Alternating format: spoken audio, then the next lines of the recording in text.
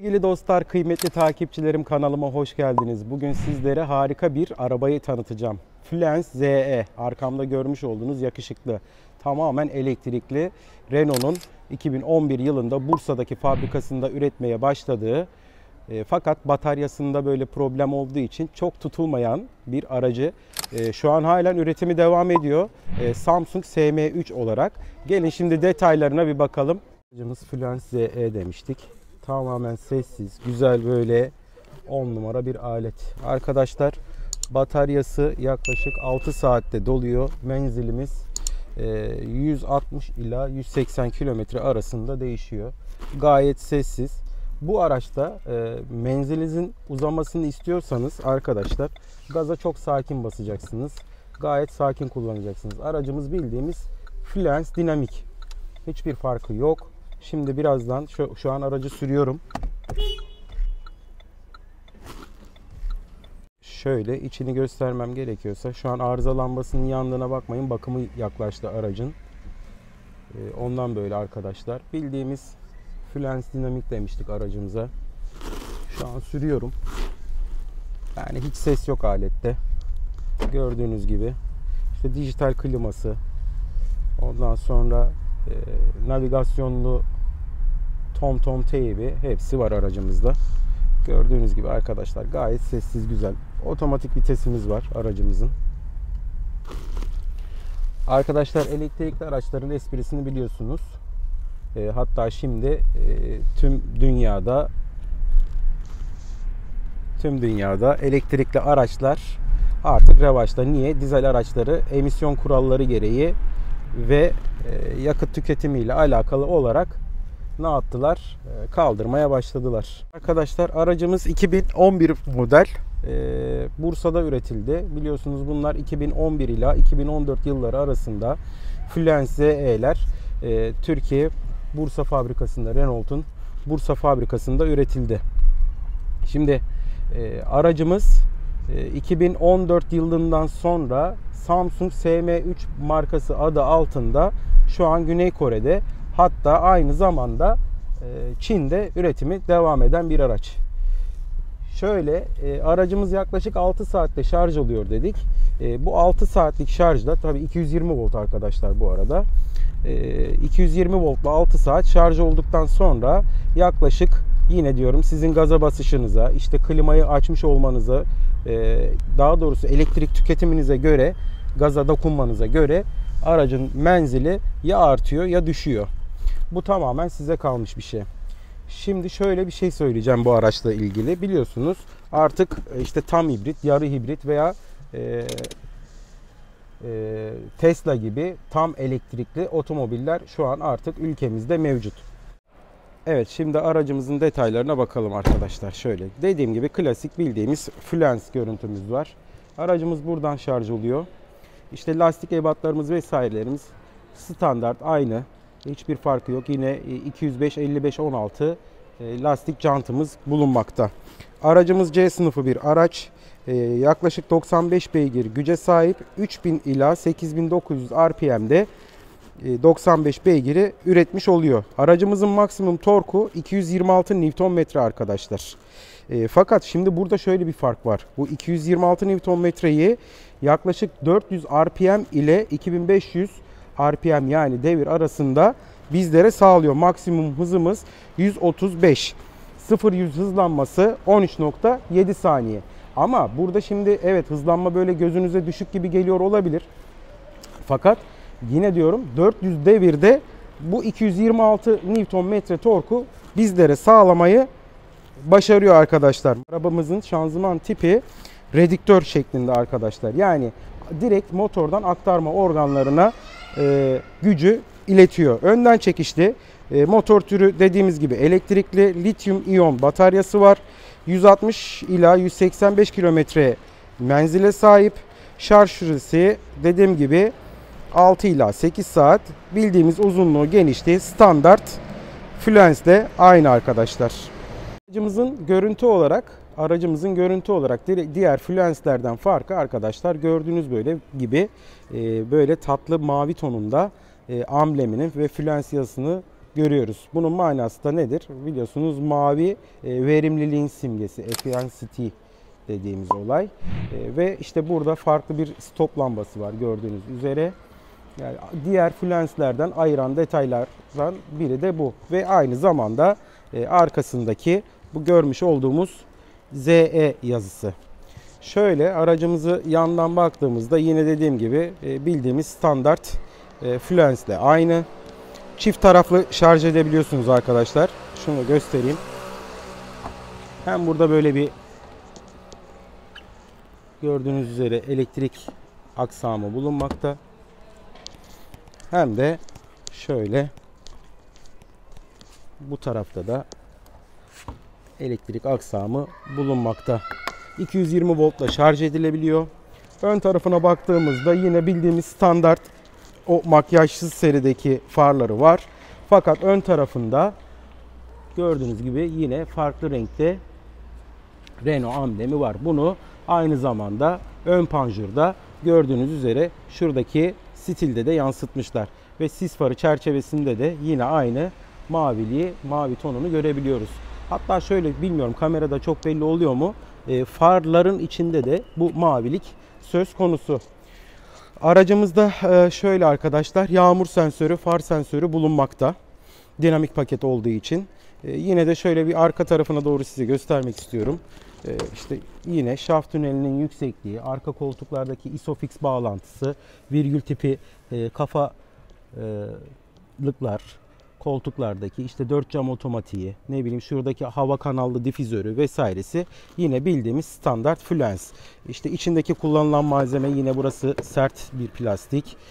Şurada güzel böyle kadifemsi, daha doğrusu kumaşımsı bir yapı söz konusu. Şu kol dayamalarımızın olduğu yerlerde keza öyle. Aracımız aşırı sessiz arkadaşlar. Hatta şöyle diğer fluenslerden yine farklı olarak bagajda ekstra şurada siyah plastik bir malzeme kullanılmış. Şöyle bagajına baktığımızda işte bu aracın bize gol attığı yer arkadaşlar. Şu görmüş olduğunuz batarya ünitesi. Maalesef aracımızın bataryasından dolayı bagajı diğer fluensler kadar büyük değil. O yüzden küçük bir bagaja sahip aracımız.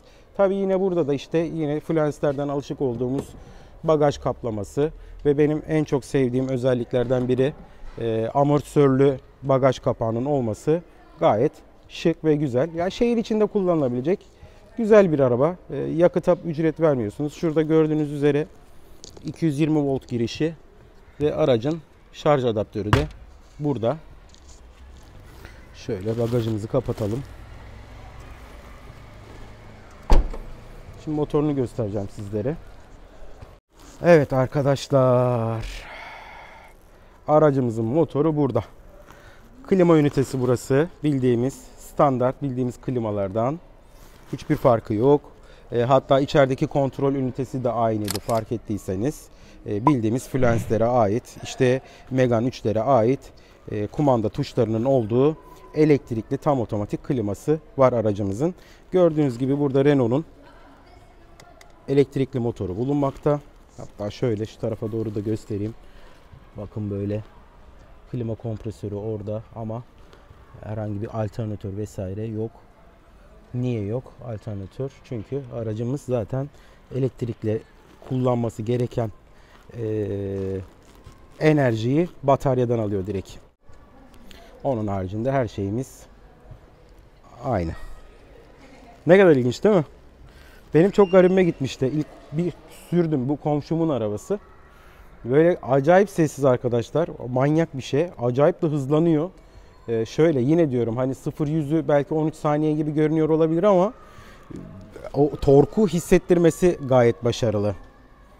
Evet, motor aksamından da bu şekilde bahsedebilirim. Aracımızın bakım maliyetlerine baktığımızda arkadaşlar fren hidroliği gibi giderleri var bu aracın bakım maliyetlerinde. İşte ne bileyim şöyle baktığımızda 4 fren disk arkadaşlar bunda. Bildiğimiz klasik. İşte fren balatası veya disklerinin maliyetleri olursa olur. Onun haricinde işte alt takım vesaire gibi. Zaten elektrikli direksiyon var aracımızda. Şurada işte bunları düşündüğümüzde herhangi bir böyle yüksek tutarlı işte ne bileyim mazot filtresiydi, ne bileyim hava filtresiydi gibi veya yağ filtresiydi gibi bir gider kalemleri bulunmamakta. İşte filtre özelliklerine bakacak olursak klimadan dolayı polen filtresi var bu araçta, yani değişmesi gerekenlerin içinde. Şimdi arka kapıyı anlatırken fark ettim. Ön kapıyı size söylemeyi unuttum arkadaşlar. Yine dediğim gibi bildiğimiz klasik Megane 3 ve Fluence'lerdeki orta paketlerdeki, ilk çıkan paketlerdeki gibi sert plastik malzeme burada yine mevcut. Şurada işte dediğim gibi kumaşımsı bir yapı var. Keza burası da öyle. Bu bildiğimiz klasik standart Renault'ların 4 cam otomatik ayna açma kapama özelliğinin aynı kombinasyonu burada da bulunmakta. Şimdi buradaki kontrol tuşlarına baktığımızda bildiğimiz standart Fluence'deki işte ESP on-off tuşu, ondan sonra reost ayarı ve far yükseklik ayarı gibi tuşlar bunda da mevcut. Aracımızda hız sabitleyici, hız sınırlayıcı bunlar bulunmakta. İşte dediğim gibi otomatik yanan farların kumandası burada. Ondan sonra otomatik sileceklerinin, yağmur sensörünün kumandaları aynı. İşte buradaki kullanılan malzememiz aynı. Keza dediğim gibi işte klima ünitemiz aynı. Burada navigasyon sisteminin kontrol ünitesi bulunmakta. Hız regülatörünün on-off, işte sabitleme veya sınırlama özelliğinin olduğu yerlerde burası aynı. Yani aracımız bildiğimiz standart Fluence. İşte burada bir fark var. Dediğim gibi yine mavi renkli verimliliği temsili olan ZE yazımızda bulunmakta. Aynalarımız, daha doğrusu dikiz aynamız arkadaşlar, kendiliğinden kararan dikiz aynası değil. Şöyle bildiğimiz çalıştırmasını gösteriyorum arkadaşlar. Anahtar elimizde. Şöyle klasik standart anahtar. Ondan sonra aldık. Kontağı açtım. Işıkların sönmesini bekliyorum. Sonra işte dediğim gibi aracın bakımı gelmişti arkadaşlar. Şu an anahtarı arabayı çalıştırır gibi çevirdim. Şu an sistem devrede. Zaten orada gördüğünüz üzere Go yazısı çıktı. Şuradaki Go yazısı aracın şu an gitmeye hazır olduğunu ifade ediyor. Şimdi şöyle geri çıkalım. Sonra size bir hızlanma yapacağım. Çok sessiz arkadaşlar. Yani bildiğiniz elektrikli bisiklet gibi. Direksiyon yumuşacık zaten. Hiç oralara girmiyorum bile yani. Acayip yumuşak bir direksiyonu var. Elektrikli biliyorsunuz. Durduk. Bildiğimiz standart ayağımız frende. Vitesi değiştiriyoruz. Hiç yaptığımız bildiğimiz EDC şanzımanla aynı. Şimdi ayağımızı frenden çektik. Gaza hafif dokunuyoruz. Gaz pedalına. Ve aracımız harekete geçti şu an. Şimdi bir anda dip gaz yapacağım size. Dip gaz yaptım. ESP hemen devreye girdi. Manyak hızlanıyor arkadaşlar. Yok böyle bir şey ya. Acayip gidiyor. Yani Tesla'yı düşünemiyorum. 3.2 saniye arkadaşlar hızlanması var. Kaldı ki bu araba o Tesla X'ten falan P430 modelinden vesaire önce çıkmış bir araba. Bakın şimdi yine dip gaz yapıyorum. Dip gaz. Hızlanmaya bakın. Ve bunu tamamen sessiz şekilde yapıyorsunuz. Ya manyak bir şey ya. Ama tabii bu hareketler arkadaşlar bataryanın çabuk bitmesine sebep oluyor. Şimdi bu arabada en büyük handikap arkadaşlar bildiğiniz gibi bataryaydı. İlk çıktığında da problem yaşatıyordu bu. Yaklaşık 50.000 TL gibi civarlarda bataryası bitince böyle bir maliyeti var. Fakat işte Renault 10 yıl kadar buna ömür biçtiği için hani şöyle duyuyor musunuz? Hiç ses yok. Sadece rüzgar sesi. Çok iyi. Mükemmel ya. Ve bu arada ayağımı gazdan çekince, yani hızlanmadan çekince kendi kendini de şarj ediyor arkadaşlar. Bu da güzel bir özellik. Yani yokuş aşağı inişlerde aracımızın kendi kendini şarj etme özelliği bulunmakta. Direksiyonumuz yine aynı sistem arkadaşlar. Hızlandıkça sertleşiyor. Bu özelliğimiz gayet güzel. Alt takım vesaire özellikleri bildiğimiz klasik standart Renault. Evet arkadaşlar, Fluence ZE dediğimiz gibi tamamen sessiz, güzel. Yani böyle hiç şıkır şıkır güzel bir alet. En büyük handikapının bataryasının olduğundan bahsetmiştik. Fakat şimdiki bu Samsung SM3 adı altında üretilen modeli hem menzil olarak daha uzun hem de daha kaliteli bataryaya sahip. isterseniz ondan taktırabiliyorsunuz. Ama dediğim gibi yaklaşık bir 50.000 TL gibi bir maliyeti söz konusu. Aslında burada benim amacım hem Fluence ZE'yi sizlere tanıtmak, hem de elektrikli bir araç aldığınızda işte oradaki o hissiyat nedir? Ondan sonra şu sessizliğe alışabiliyor musunuz? Veya işte o sessizliği dinleyin manasındaydı. Görün manasındaydı. Hakikaten başarılı. Yani şehir içinde kullanılabilecek bir araba. 10 yıl garantisi var abi. Bataryasının vesairesinin.